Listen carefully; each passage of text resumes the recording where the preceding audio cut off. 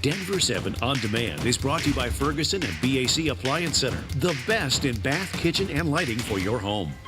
I'm Brian Sanders. And I'm Molly Hendrickson with an update from Denver 7. In our growing Colorado, finding ways to transition people out of homelessness is a constant effort. One of those efforts in Denver is on the move today. The beloved community, Tiny Home Village, will move to its new location at 44th and Pearl in Globeville. Denver 7's Micah Smith explains this has been a long battle between Globeville residents and the city. Denver City Council members received quite a bit of pushback from Globeville residents who do not want the tiny home village in their neighborhood. And after months of controversy, City Council approved the move, so this tiny home village is headed to Globeville.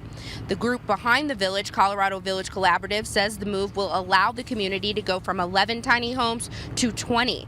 Colorado Village Collaborative also plans on adding a bathroom facility with plumbing and common area kitchen.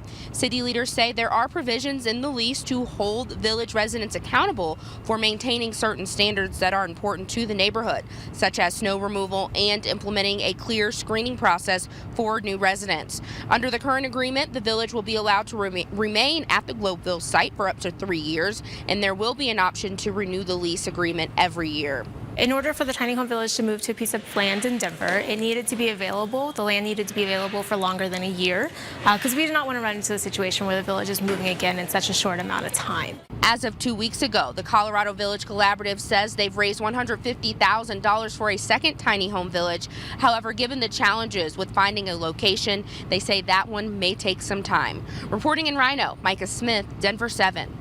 Democrats at the state capitol are now working to find a replacement for a Weld County state representative who abruptly resigned. A source confirmed to Denver 7 that Representative Rochelle Galindo is being accused of sexual misconduct. She has called the allegations false, but says a fight against a recall effort would be unsuccessful due to Weld County's traditionally conservative political views. There is still a lot we don't know about the allegations, so we will be following up today, but right now there is no word on when a Democratic vacancy committee will fill that seat.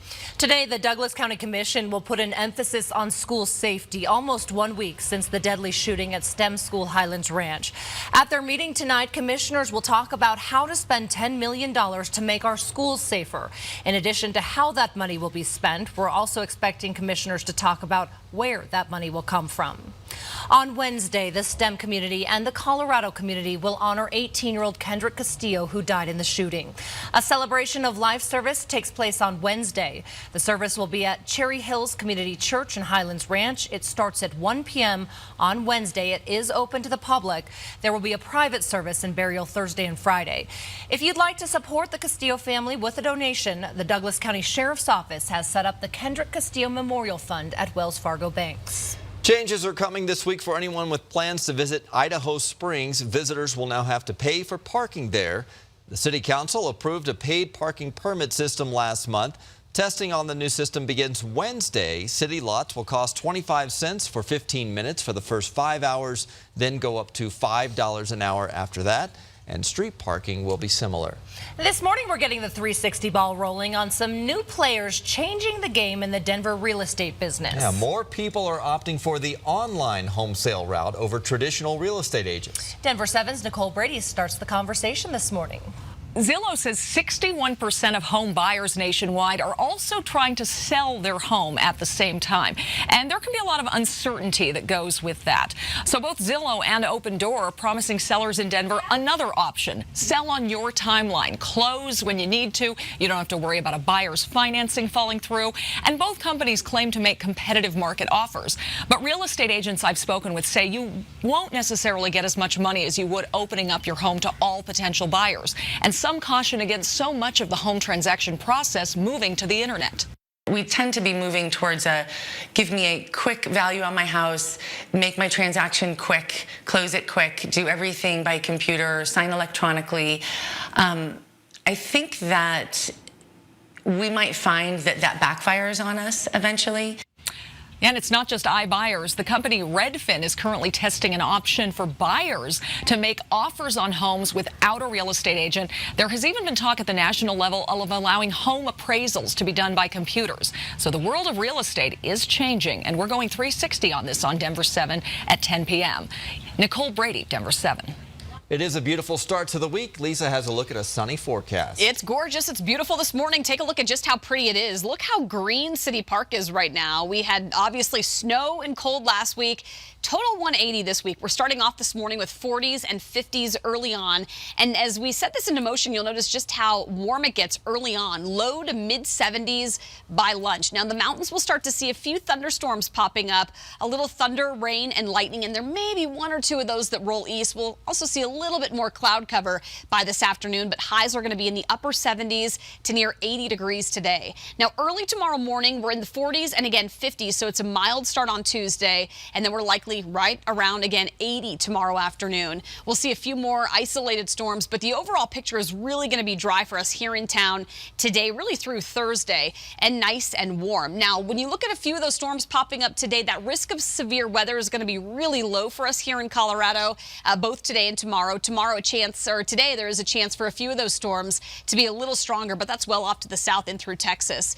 Today, upper 70s, tomorrow low 80s. A lot of kids, the countdown is on, only 10 days left to school, and quite a few of them have field day this week. So your field day forecast is a nice one. If they're out early this morning, they're going to see sunshine in 60s. This afternoon, highs in the 80s. So it is going to be really warm. Make sure they've got water and sunscreen when they leave this morning. Low 80s on Wednesday and just as warm on Thursday. This weekend, that's where things change up a bit. You guys, it's going to be a little cooler. We have a better chance of storms on Friday, and then 60s and a partly cloudy sky Saturday and Sunday. All right, thanks, Lisa. Colorado is joining the fight, hoping to lower drug prices for all. Our state joined 43 others in a lawsuit against generic drug manufacturers. The lawsuit names 20 companies, including Pfizer, saying they conspired in an industry-wide scheme to fix prices and stop competition. According to the AG's office, prices skyrocketed by as much as 1,000% or 10 times what the drugs once cost in just a year. And we're talking about important life-saving medications here. In 2017, the Colorado Health Institute said more than 500,000 Coloradans skipped filling a prescription because they said it just cost too much.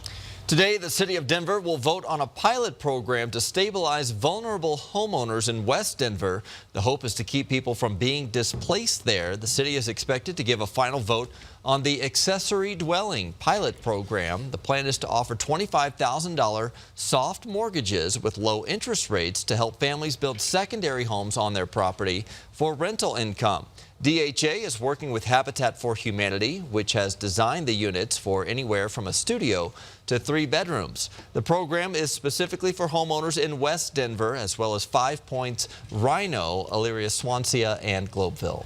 For any pet owner, having your dog stolen or having it run away is one of the worst feelings imaginable, but we do just about anything to keep them safe. That's right. There is a new dog collar that just hit Colorado Walmart shelves that's supposed to help you keep track of your runaway pet. Denver 7 reporter Eric Lufer tried it out to see if it's worth it.